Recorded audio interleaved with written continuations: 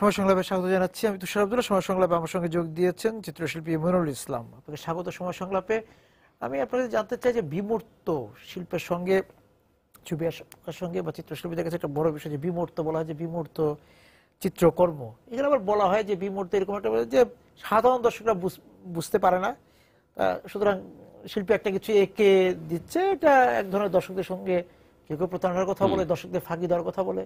না, সেটা একদম ঠিক না। কারণ বিমূর্তটা আমরা যে ইংরেজি বলে অ্যাবস্ট্রাক্ট, অ্যাবস্ট্রাক্ট না, একটা বিমূর্ত এটা সাধারণ মানুষও চিন্তা করতে পারে। হ্যাঁ, যে তার লেখাপড়া করেন না একটা সাধারণ গ্রামের লোকও, যে সোরালিজম অনেক সময় চিন্তা হয় অদ্ভুত। হ্যাঁ, সোরালিজম এই কতগুলো জিনিস আছে, এগুলার কোনো ইয়া নাই যে একটা লোক শিক্ষিত হতে হবে, তার লেখাপড়া জানতে হবে আর্ট বোঝার জন্য। আমি সাধারণত বলি যে আমার অনেকে বুঝবে, ভাই কি আঁকলেন বুঝলাম না, আমি তখন বলি আমিও বুঝি না। হ্যাঁ, আমার কাছে এখন পর্যন্ত আর্ট বোঝার কিচ্ছু নেই। এইটা হলো তুমি পছন্দ করো না করো, ইউ লাইক ও ডোন্ট লাইক, এটা কিন্তু একটা মানে সেন্সিটিভনেস আল্লাহ দিয়ে দিচ্ছে মানুষের কাছে। অ্যাবস্ট্রাক্ট ছবি যেটা বিমূর্ত ছবি বলি, হ্যাঁ বিমূর্তিটা ছবিটা অনেক সময় হয়ে যায় যেটা আমরা ইনভিজিবল, যেটা ধরা ছোঁয়ার বাইরে। এখন আমি গোলাপ আঁকি, গোলাপের পাপড়ি সুন্দর, রং সুন্দর, সব কিছু আমরা কাজ করছি, কিন্তু গোলাপের গন্ধটা কী করে রাখবো, তখনই আরম্ভ অ্যাবস্ট্রাক্ট চিন্তা। তো আর্টের যেহেতু একটা ডাইরেক্ট গ্রামার নাই, হ্যাঁ, কবিরা যেমন কবিতা লেখে তার পার্সোনাল ল্যাঙ্গুয়েজ নিয়ে, তার ভাব নিয়ে, অনুভূতি নিয়ে, আমার মনে হয় শিল্পেও যখন অ্যাবস্ট্রাক্ট নন অবজেক্টিভে চলে যায়, যেটা জিনিসটা ধরা ছোঁয়ার কোনো জিনিস নাই, সে তার একটা পার্সোনাল ল্যাঙ্গুয়েজ তৈরি করে। রং একটা আর্টিস্ট রং দিয়ে করে, বিভিন্ন রং, একটা সিরামিক্স, রঙও তো এক ধরনের বর্ণমালা।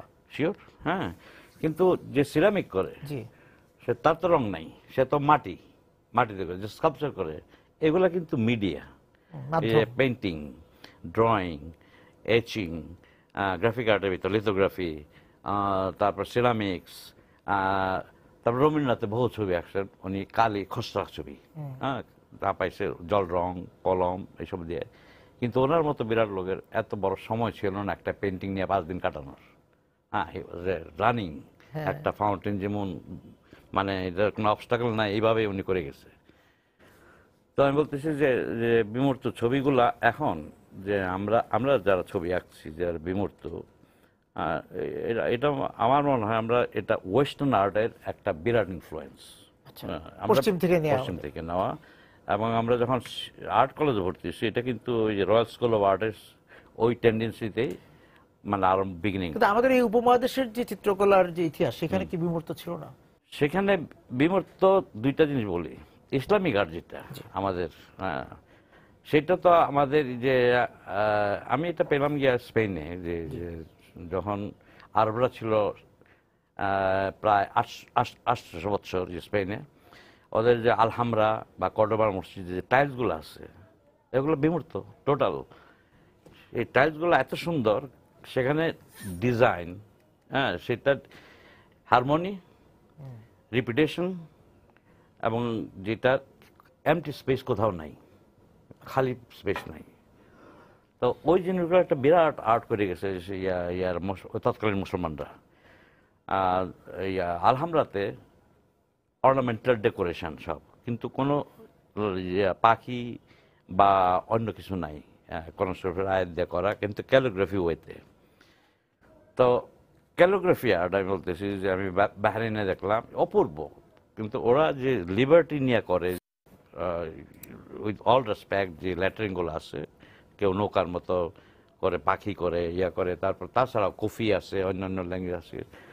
আমার মনে হয় যে আর্টের ভিতর যে অ্যাবস্ট্রাক্ট বলি, ইমেজ বলি, এর ভিতর অনেক কিছু হয়ে গেছে। আমি সরি, আমি আগে বলতেছিলাম যে আর্টের যে বিভিন্ন ধারা, এগুলা ইয়া করা আর কি, মানে একজন পছন্দ করে এইভাবে, তার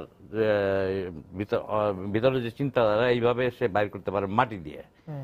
আমরা মাটি বলে সিরামিক্স যদি বলি, তুমি কি করো সিরামিক্স, তুমি বোধহয় মাটি দিয়ে ঠুলি বানাও আর অ্যাস্ট্রে না, কিন্তু ন, দিস ইজ দ্য, এখনো এটা মোস্ট পিওর মিডিয়া রয়ে গেছে, যেখানে পানি, মাটি, বাতাস এবং আগুন, এটা কন্টামিনেট হয় না পেন্টিং এর মতো। যেমন পেন্টিং হিসাবে কন্টামিনেট বলতেছি, পেন্টিং আমরা আগে পিওর অয়েল দিয়ে করতাম, অয়েল পেইন্ট।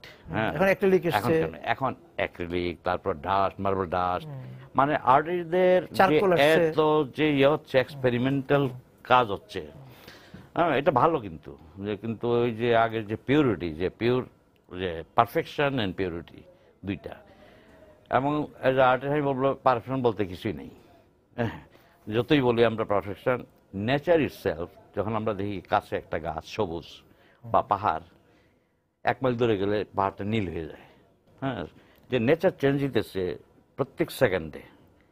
এই জন্য আমরা প্রথম আর্ট কলেজ ঢোকার পর আমরা আউটডোর স্কেচ করি, পাতা আঁকি, ফুল আঁকি, তারপরে বিভিন্ন সময়ের সকালের ছবি, বিকালের ছবি, বিভিন্ন, এগুলো শেখার জন্য যে আমরা নেচারটা হলো আমাদের টিচার, এর বাইরে আমরা যেতেই পারবো না, যত বড় আর্টিস্ট হোক, যত বড় শিল্পী হোক। হ্যাঁ, আমি এটা বিরতিতে যাব, এসে আমি কথা বলতে চাই স্থাপনা নিয়ে, স্থাপনা শিল্প নিয়ে আমি কথা বলতে চাই। Sure. ফিরে এসে আপনার সঙ্গে এই বিষয়ে কথা বলছিলাম যে স্থাপনা নিয়ে কথা বলবো। সেই স্থাপনা নিয়ে আমাদের এখানে অনেক নিরীক্ষা হচ্ছে, আমাদের শিল্পীরা করছেন, বাইরেও নিশ্চয়ই কাজ হচ্ছে, সেটা নিয়ে যদি আপনি বলেন। এখন বাংলাদেশে ভালো ভালো আর্কিটেক্ট আছে, যারা কয়েকজন আমার কন্টেম্পোরারি বন্ধু, তাছাড়া পরীক্ষামূলক কাজও হচ্ছে, যেটা কঠিন কিন্তু। হ্যাঁ, এখন দুইটা জিনিস আছে, আর্টিস্ট আর আর্কিটেক্ট। হ্যাঁ, আর্টিস্টরা আমরা করি কি, ছবি যখন আর্টিস্টরাও তো এই যে স্থাপনা করছে হ্যাঁ। বিভিন্ন রকম। হ্যাঁ, ছবিটা আমরা আঁকার পর ছবিটা যখন নিয়ে যায় বাইরে, we are not responsible anymore. হ্যাঁ, যেটা কে নিল, কি হলো, ওটা আমাদের কোনো আশাই যায় না। এই একটা টেন্ডেন্সি আমরা ইয়া করি। কিন্তু আর্কিটেক্টের তফাৎ হচ্ছে, হ্যাঁ বস্তুত কিন্তু আমরা রিয়েলিস্টিক অ্যাবস্ট্রাক্টের চিন্তা করি, আর্কিটেক্ট ঠিক উল্টা। হ্যাঁ, অ্যাবস্ট্রাক্ট থেকে রিয়েলিজমে চলে আসে।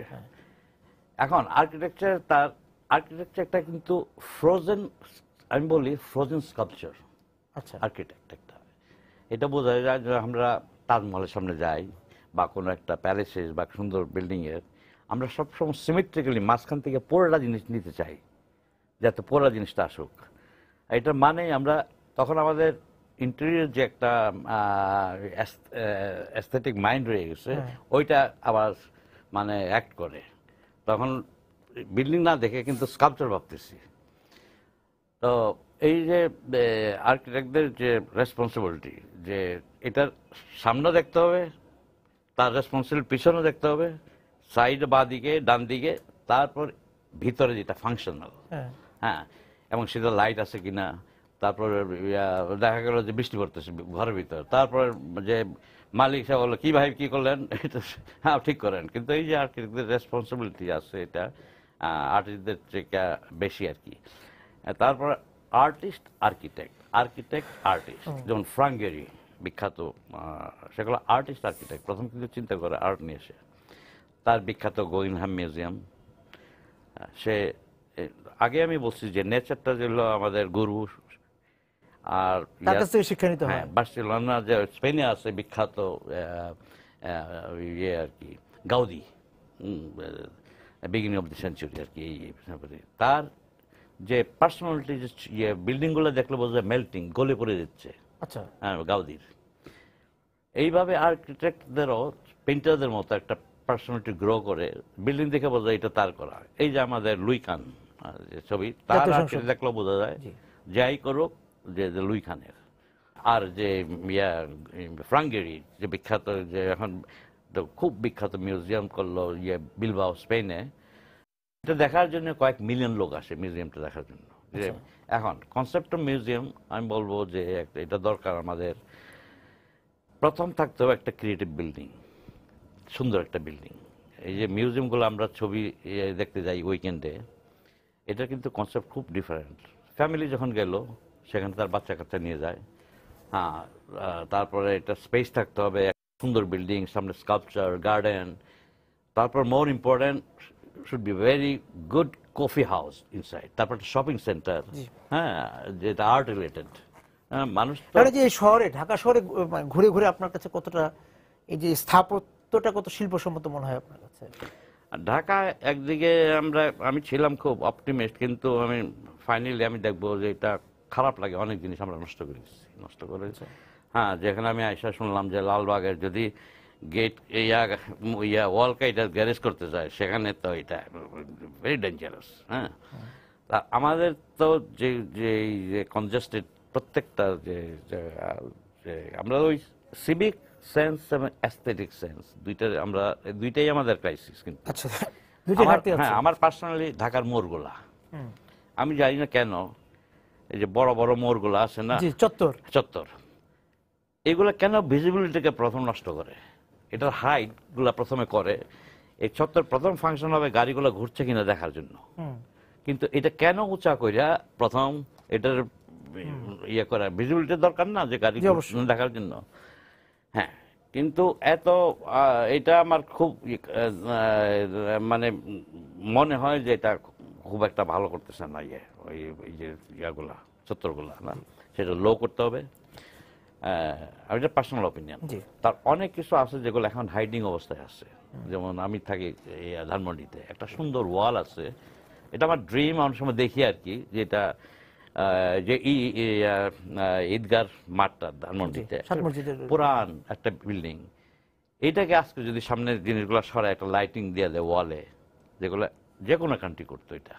হ্যাঁ, সুন্দর দুইটা। এটা আমাদের ওই যে ইয়াটা এত কনজাস্টেড হয়ে গেছে, আমরা একটা এমটি স্পেস নাই আমাদের। তবে চত্বরগুলোতে তো অনেক রকম স্থাপনা আছে, সেগুলো আপনার কাছে কেমন?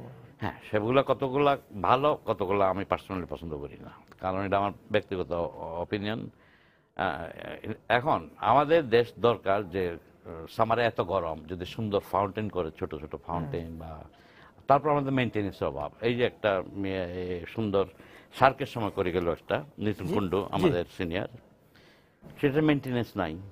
হ্যাঁ, সেটাও চালু দেখা যায় না কোনো সময়। হ্যাঁ, শাক ফোয়ারা। তো আমাদের দরকার যে মেনটেন্যান্স করা, এবং এটা করে গেলে পরে এটা যে চলে আবার না।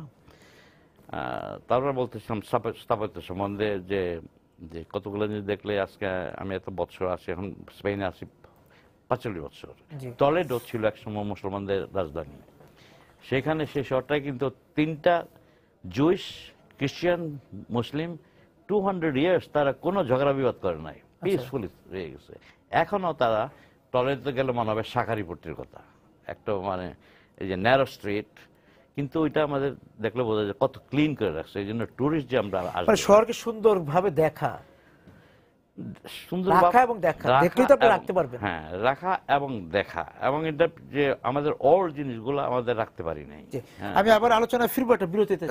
আমি বলতে চাই যে আমাদের এই যে বিভিন্ন রকম বিবর্তন তো আছে, বাজার অর্থনীতি আছে, আমাদের পুঁজি আছে, সবকিছু তো শিল্পকে প্রভাবিত করে। আমরা আজকাল দেখি যে মাটির পুতুল হোক, কাঁসার কোন একটা তৈরি যে একটা স্থাপনা হোক, যাই হোক, সবকিছুর মধ্যে এক ধরনের দেখা যাচ্ছে যে আমরা যে আগে যে মোটিভগুলো পেতাম, সেই মোটিভগুলো এখন আর পাওয়া যায় না। আমি এগ্রি টোটাল উইথ ইউ। কারণ আছে, আমি বলি যে এই আমরা কিন্তু খুব ফাস্ট চেঞ্জ হয়ে যাচ্ছি, একদিকে কিন্তু গ্লোবালাইজ হয়ে যাচ্ছে। কিন্তু আমি কিন্তু পার্সোনালি গ্লোবালাইজের পক্ষ না, কিন্তু এটা আটকে রাখা যাবে না। কারণ এই যে একটা সাধারণ ইন্টারনেট বা একটা মোবাইলটা আমার কাছে মনে হয় একটা প্রফিটিক জিনিস।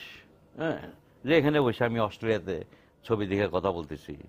হ্যাঁ, তো আমেরিকাতে কাল কি হচ্ছে, কাল কি ডিজাইন আসছে, কি পেন্টিং হচ্ছে, এখন একটা আর্টিস্ট বা একটা ডিজাইনার তার টেবিলের দুনিয়ার কি হচ্ছে, সব মিউজিয়াম তার ইমেজ আছে, আর্টিস্টটা কি করতেছে, এটা এত ইজি হয়ে গেছে সবকিছু।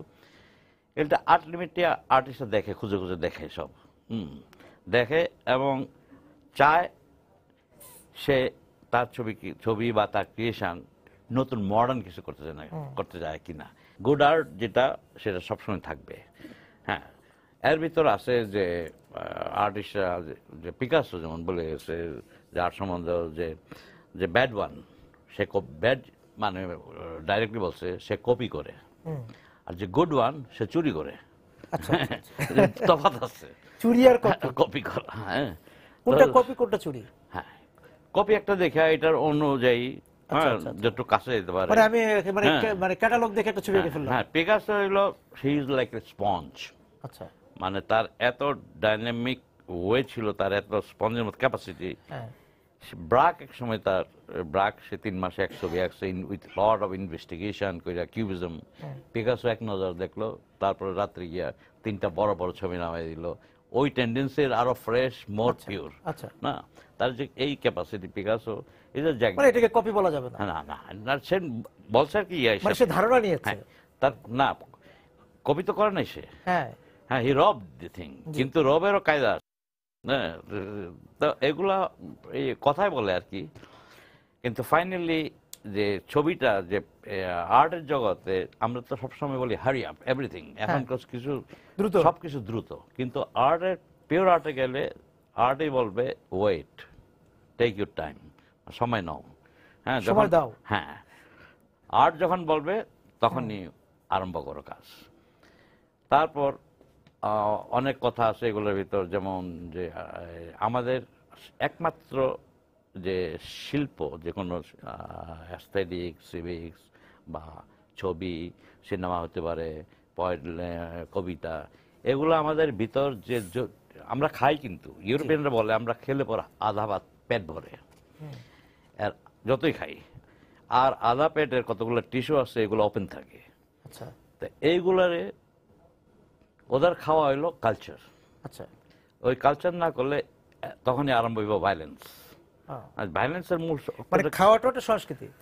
অবশ্যই, এই যে আমরা যতই খাই পেট ভরে না, কিন্তু কালচারের জন্য আরেকটা থাকে পার্ট। আচ্ছা, কিন্তু আমরা ওইটা না দিলে তখন যেটা অভাব, তখন আরম্ভ হয় ভায়োলেন্স। এই যে আজকে বলি তাহলে আমাদের কি সেটার অভাব? অবশ্যই অভাব। আচ্ছা। ফুটবল, ঠিক আছে, এটা তো বিরাট ওয়ার ক্যাম্প ফিল্ড ফুটবলটা। এই যে আমি মাঝে মাঝে রিয়াল মাদ্রিদ, বার্সেলোনার খেলা টেলা, ইউরোপিয়ান খেলা, এটা একান্ত দরকার কিন্তু এই মডার্ন ওয়ার্ল্ডে। সেখানে মানুষ তো একটা তার টেনশন, নার্ভাস আছে, সাইকোলজিক্যাল প্রবলেম আছে, এগুলো একটা ঝাড়ার জায়গা দরকার। কোথায় সে ফেলবে? সেখানে গিয়া চিৎকার করে, শাউটিং করতেছে, তারপরে ফিগার দিয়ে তার এক্সপোজার যেটু করার, বকাবকি করতেছে, এইগুলো করে ওর যে নার্ভাস টেনশন রেখে আসে ইয়াতে ফুটবল ক্যাম্পেই। হ্যাঁ, তারপর আছে যে মানুষের রিক্রিয়েশন যেগুলো হয় আর কি, যেগুলো আমি স্পেনে আছি, যেটা বুল ফাইট। তো বুল ফাইটের অরিজিনাল হিস্ট্রিটা এখন যেমন বার্সেলোনাতে এটা প্রহিবিটেড, ইউরোপের কিছু কিছু জায়গায় প্রহিবিশন, কারণ ওরা বলে এটা যে ক্রুয়েলিটি ফর দি অ্যানিম্যাল। কিন্তু বুল ফাইটটা স্প্যানিশরা বলছে এটা আমরা 1000 years অফ আমাদের একটা কালচার বুল ফাইটটা। পিকাসো সে তো ফ্যাসিনেটেড, তারপর অস্কার ওয়াইল্ড, তারপর অনেক বিখ্যাত বিখ্যাত এটা প্রমোট করে গেছে। মানুষের ভিতর একটা আনকনসিয়াস অ্যানিমেলিটি থাকা আছে, কিন্তু এটা স্লিপিং থাকে। এই যে হ্যাঁ, পশুত্ব, এই যে বুল ফাইটে যায়, কিন্তু আনকনসিয়াসলি সে দেখতে চায়ও না, কিন্তু ঘটে কিনা। হ্যাঁ, অপেক্ষা করে। হ্যাঁ, বুলটা কিন্তু 600 কেজি, হিউজ তা মানুষ। হ্যাঁ, বুল ফাইটটা জানে যে কোনোদিন তারে ধরবে, যখন ধরে না অনেক মরে যায় ওরা। বুল এত 600 কেজি একটা এটা ধরলে এটা মানে সাথে সাথে half of the bull fighter, হ্যাঁ, ওরা দিয়ে বুল দিয়ে মারা যায় আর কি। তারপর কার রেসে মানুষ ফর্মুলা 3 যায় না, খালি ভোঁ ভোঁ করে ঘুরতেছে, কিন্তু আনকনসিয়াসলি ওগুলো একটু ঘষা লাগে তখন এইগুলো করতে। তারপরে আছে অ্যাক্রোবাইট, প্লেন অ্যাক্রোবাইট, এর ভিতর কতগুলো বিরাট বিরাট অ্যাক্সিডেন্ট হয়ে গেছে, দেখ কার এটা পুলের তল দিয়ে যায়, ভীষণভাবে করে। আবার কতগুলো আছে কারেরই মানুষ রাস্তার চারদিকে দাঁড়িয়ে থাকে, হ্যাঁ, এগুলো। কিন্তু এই যে একটা অ্যানিমেলিটি থাকে মানুষের ভিতর, এইগুলো তখন আবার বাস্ট হয় তখন এগুলো। যে আমরা একটু বিরতিতে যাচ্ছি, এসে একটু তাহলে এই ধারাবাহিকতা জানতে চাবো যে আপনি স্পেনের কথা বা ইউরোপের যে কথাগুলো বললেন, যে তাদের সেই পশুত্ব বা তাদের যে এক ধরনের আক্রোশ, তাদের যে রিপোর্ট যে অন্যান্য দিকগুলো, সেগুলির মানে জায়গা আছে মানে ব্যাপার, কিন্তু আমাদের এখানে সেটা সংকীর্ণ। সেই বিষয়গুলো নিয়ে কথা বলবো এটা বিরতি থেকে। প্রকাশভঙ্গি নিয়ে কথা বলছিলাম আমরা এই বিরতির মাঝখানে, সেখানে যে আমাদের যে সহজাত প্রকাশভঙ্গিগুলো, আমাদের শিল্পকর্মগুলো, মানে যে শিল্পকর্ম আমরা তৈরি করি, যে শিল্প আমরা তৈরি করি, সেখানেও জড়ো হয়ে যাচ্ছে। এখনকার যে যে টাইমটা এই টাইমটা হয়ে গেছে খুব ভেরি কমপ্লেক্সিভ টাইম। মানুষ সব কিছু চায় ফাস্ট। হ্যাঁ, যে একটা আগের যে হাতের কাজ, তখন টাইম ছিল মানুষের। হ্যাঁ, একটা পাথর এতগুলা 1 মাস 2 মাস 1 বছর পর্যন্ত নিত একটা ইয়ে করতে আর কি। এখন ওই টাইমের অভাব, তারপরে আসছে সেখানে কিন্তু আর্টটা কিন্তু আমি প্রথমে আমি বলি নাই যে এটা টোটাল এটা কি ইকোনমিক অবস্থার উপর ডিপেন্ডস, উপর নির্ভর করে। একদম পুরাটাই। সেটা ছিল 500 বছর আগেও যে রেমব্রান্ড, ভেলাস্কেজ, গয়া, তিনতোরেত্তো, ওরা তার এল গ্রেকো, এরা ছিল কোর্ট পেইন্টার। রাজারা কিন্তু তাদের পুষতো।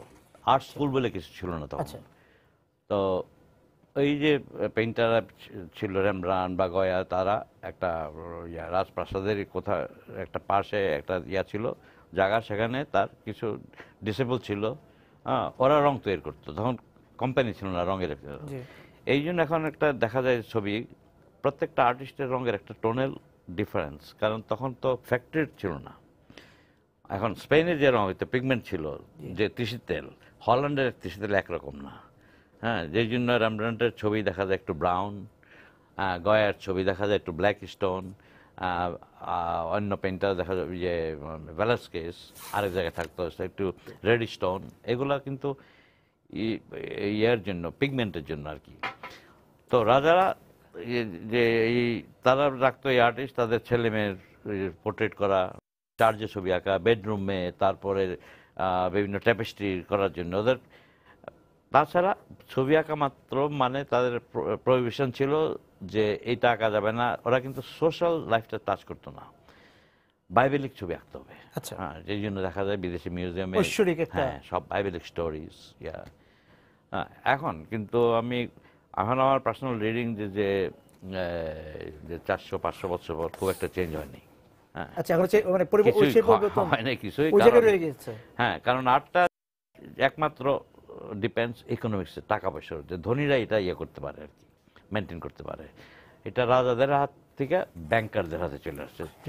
হ্যাঁ, ব্যাংকারদের হাতে, তারা দিতে পারে কমিশন ওয়ার্ক, তারা প্রাইস ডিক্লেয়ার করতে পারে, মানে সিম্বলিক্যালি বিরাট কোম্পানি বা ব্যাংকার।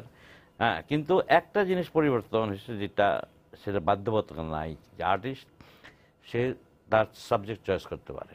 হ্যাঁ, এখানে কোনো প্রহিবিশন নাই, যে এইটা একটা বিরাট লিবার্টি। হ্যাঁ, এই লিবার্টি নিয়েই আর্টিস্ট আছে। এখন একটা কবিকে যদি বলা হয় তুমি এইটা লিখতে হবে যেটা দরকার একমাত্র আমাদের দেশে, এইভাবে লিখবে, তখন তো তার ডেথ, যে একটা কবির ক্রিয়েটিভ প্রসেসগুলা। তো এখন আমি বলবো যে বাংলাদেশ সম্বন্ধে আর্টের কিছু বলবো যে এটা আমার খুব ভালো লাগলো, যে যেহেতু আমাদের স্ট্রং একটা হেরিটেজ ছিল না আর্টের, যেমন আমাদের পার্শ্ববর্তী দেশে 100 years তাদের একটা রিলিজিয়ান পারপাস ছিল, এটার একটা ছিল, হেরিটেজ ছিল। অনেক সময় স্ট্রং হেরিটেজ ক্রিয়েটিভ ওয়ার্কের একটু ডিস্টার্ব করে বের হওয়াটা। এই যে বাংলাদেশের আর্টিস্টরা মোর ফ্রিডম ওয়েতে কাজ করতেছে, এবং তাদের ইউনিভার্সাল থট। এবং এই যে মানুষের জীবনে কিছু মুহূর্ত কিন্তু শিল্পকে বা শিল্পীকে কিছু মুহূর্ত কিন্তু তাকে বদলে দেয়। হ্যাঁ, তো সেই মুহূর্ত কি আপনাকে কখনো বদলে দিয়েছে? আপনাকে বদলে দেয়? অবশ্যই, অবশ্যই। কারণ আমার যে এত বছর থাকার পর আমার বহু ছবি স্প্যানিশ ইনফ্লুয়েন্স পেইন্টারদের, হ্যাঁ, এটা হবেই, কারণ এত বছর থাকার পর যে ইনফ্লুয়েন্স হয়, তারপর ফলো করতে। এখন যদি বলে আপনার সবচেয়ে ফেভারিট পেইন্টার কে, এটা বলা খুব মুশকিল। হ্যাঁ, কারণ এক এক সময় একজনের। আর এখানে থাকবেন যে এই যেমন শেখার জন্য, যে আমি যখন যাই এর আগের দিন আবেদিন সাহেব, আমাদের জনাল আবেদিন সাহেব, আমি কিন্তু ওনার সাথে ছবি, স্পেনে যখন চলে যান, ওনার থাকাকালীন একমাত্র আমারই বাংলাদেশি শিল্পী ওনার সাথে ছবি আঁকার ভাগ্য হয়েছিল। চাঁদপুরে 7 দিন ছবি আঁকছে, খুলনায় একসাথে এক নৌকায় বসে। না, ওনার যে পার্সোনালিটি তো বিরাট হাই, এবং ওনার যে রসবোধ, এবং he was a very wise man but not intellectual. দুইটা তফাৎ আছে। ওনার যে ছোট ছোট শ্লোক দিয়ে কথা বলতো না, এই ময়মনসিংহের ভাষায়, বিরাট ভাবে অ্যানালাইজ করতো। তো আমার বলছিল যাওয়ার সময় ট্রেনে, অনির শুনো, যদি দৌড়তে হয় চ্যাম্পিয়ন দেখে দৌড়াইবে তার পিছে আচ্ছা ল্যাংড়ার চ্যাম্পিয়নের পিছনে দৌড়তে হ্যাঁ হবে। চ্যাম্পিয়ন ল্যাংড়ার পিছে দৌড়াইও না দ্যাট মিনস যে বোঝা গেল যে তুমি শিখতে চাও ভালো আর্টিস্ট বা এরকম তোমার এটা তোমার আইডল তোমার মাস্টার বা আইডল করে ওইদিকে যাও আমার ল্যাংড়া পিছিয়ে দৌড়ানো মিনস তোমার ল্যাংড়া বাবারে দ্যাট মিনস ওই আরো আছে তোমার এটা চয়েস করতে হবে জিনিস যে ভালো খারাপ ভালোটা সে যাচাই বাছাইটা থাকতে হবে। হ্যাঁ ভালো ইয়া করে আমাদের নিতে সময় হবে। প্রায় শেষের দিকে আর আপনার- কেউ, হ্যাঁ। আপনি কি আঁকছেন এখন? আমি আঁকছি মানে প্রদর্শনী হ্যাঁ আমি কথা ভেবে আঁকছেন কি? হ্যাঁ আমি ছবি আঁকতেছি প্রচুর কিন্তু আমারও প্রবলেম আছে ছবির আমি শেষ হচ্ছে প্রকাশ্যে না। বলতেছি যে যে ছবি যখন ছেড়ে চলে যায় আঁকার মাঝখানে জি। করার কিছু নাই হ্যাঁ কিন্তু তা আমি এখন কি মানে আরেকটা ধরি এইভাবে আমার প্রচুর ছবি হয়ে গেছে মানে অর্ধেক হয়ে তারপর হ্যাঁ, সে চলে যাচ্ছে? হ্যাঁ কিন্তু আমি রাখি সব সাজে স্টুডিওতে এরপর দেখি তারা 2 দিন পরে দে আর গ্রোয়িং দেমসেলফ আর নিজে নিজে তৈরি হয়ে যাচ্ছে। হ্যাঁ তো এখন ফিরে আসার অপেক্ষায় আছেন? হ্যাঁ অপেক্ষা নেই আমি কাজ করছি কাজ কারণ করছেন। অপেক্ষা সেখানে টাইম নাই এখন আর্টের ওয়ার্ল্ড কিন্তু হিউজ এটা ইমেন্স এটা মানে শেষ করে নাই। যাচ্ছেন কিন্তু ও আবার নিজে সময় নিজে তৈরি হয়ে যাচ্ছে। হ্যাঁ কিন্তু সময়টার জন্য আমি ভেরি ওয়ারিড সময়টা কম জি আপনাকে অনেক ধন্যবাদ আজকে আমাদের সঙ্গে যোগ দেওয়ার জন্য। দর্শক যারা ছিলেন আজকে সময় সংলাপের সঙ্গে আপনাদেরকে ধন্যবাদ জানিয়ে শেষ করছি আজকের সময় সংলাপ। দেখা হবে আগামী দিন। সবাই সুন্দর থাকুন।